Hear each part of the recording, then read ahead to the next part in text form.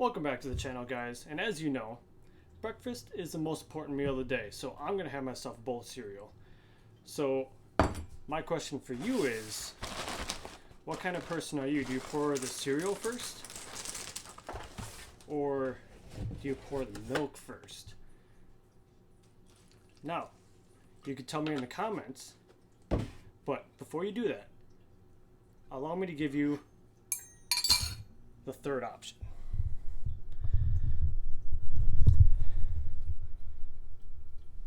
So as we left off, we had cut and cleaned up the strut mounts so that we can get the coilovers in, and we'll bolt them up and see where they sit parallel on the chassis itself so that when we lower it, everything's going to be nice and flush. So let's get the coilovers on and see where those plates sit. Alright, so now that we got both of these cut, we have the outside and inside completely cleaned off of any paint. What we're going to do is, since this little piece right here just has a couple spot welds in it, we're going to go ahead and remove it to make sure that we are welding into our actual structural piece, and then this will just be taken out. And then as you can see, we made an even gap all the way along it, and when we lifted it up with the suspension in it, it sucked it down flat and it twisted it to where it now sits parallel with this top plate. And you can see the little bit of twist that it did, seeing as how we have a gap here and no gap here.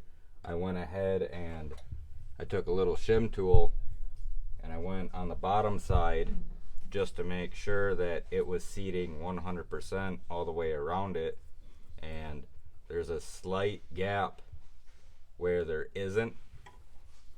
The bolt sucking it super tight, but with this chassis, which we'll show you once we lift the car back up, is we had this problem with the old max feeding rods that were in here, and with how this sits, it rubs right on that back edge of this face. So once we get it all welded up, we can go ahead then and kind of peen it and then move this back just a little bit and make new bolt holes. And then we can go ahead, if we wanted to, cut out a plate that goes over the top of this, so the two bolts will suck a plate down on top of this and make it a little bit stronger.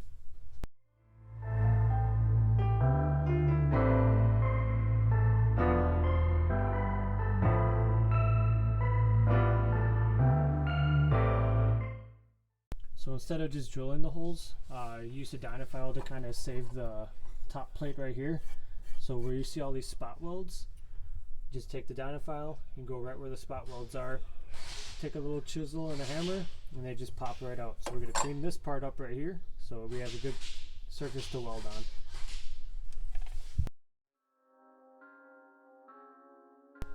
Alright, so we got this to right where it needs to be. This coilover plate is now seated all the way around, and as you can see right here, this is how much it dropped down. It basically took that plate and then it cocked it, because we're hitting here and we have a little bit of a gap. And then if you look right here, that's how much lower it is from factory to be parallel with the actual coilover itself. So we're just going to put a couple of tacks and lower the car and see how it sits.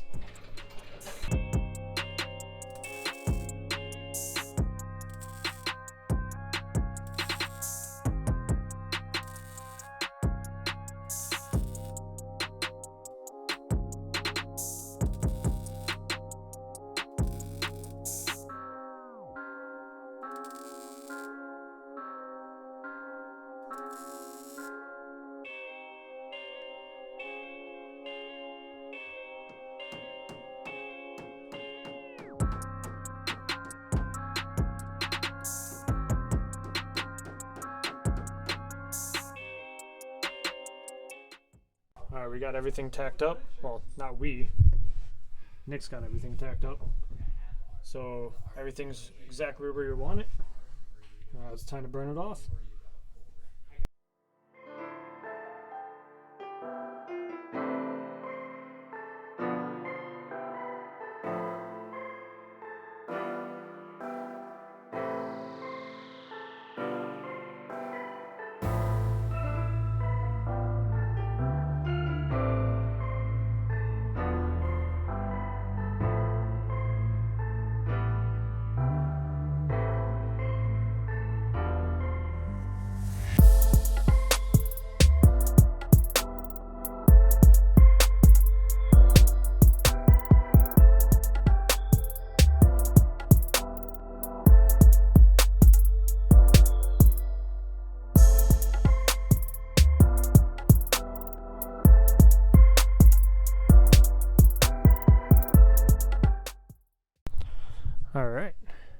It's got everything welded up.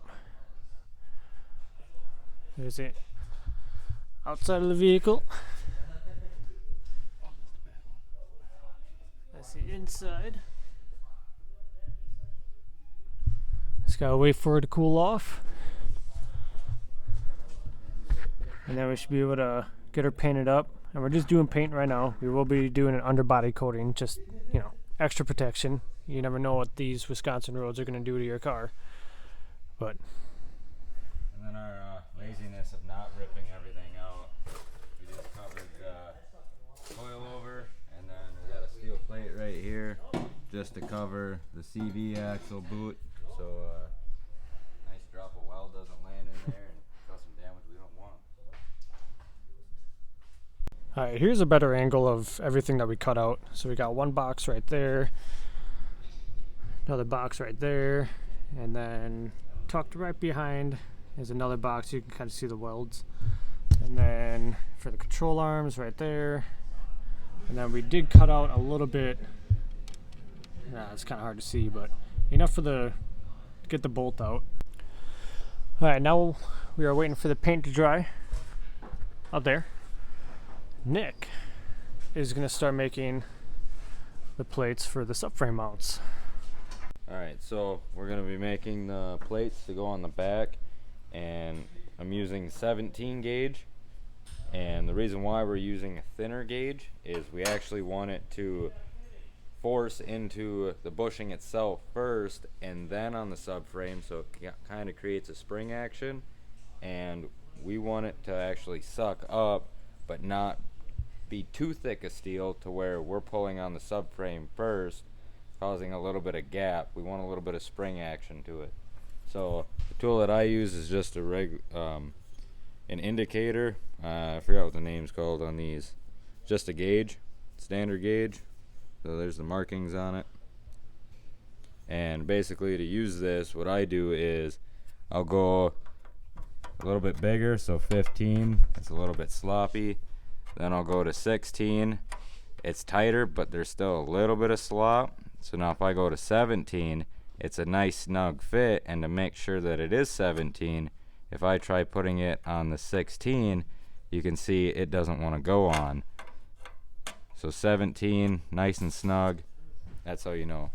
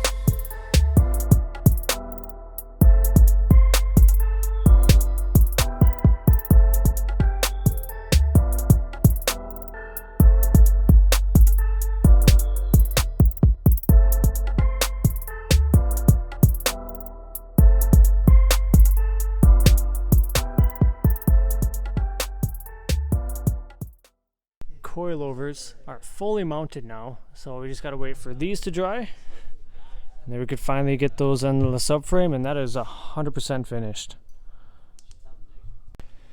And there we go. Coilovers fully mounted in, subframe officially bolted in with all the plates that are necessary, all four corners. All we gotta do is put the wheels on, and the subframe is officially done. Well, subframe's finally in. It took almost a year and a half, one shop change going to this place from what, like a, how many square foot shop was that? That was 22 by 40. With just 110 power, Yep. no Yeah. lift. No lift, no heat, no AC. Just struggle busting the whole way through, but they're definitely getting stuff done with this whole shop. I mean, you guys saw a little bit of the tour, but now once I get the wheels on, it's an official roller. Don't have to worry about the subframe no more. Now we can actually focus on the engine and getting that done, and then we can maybe start moving to interior in the dash. So it's been a long ride.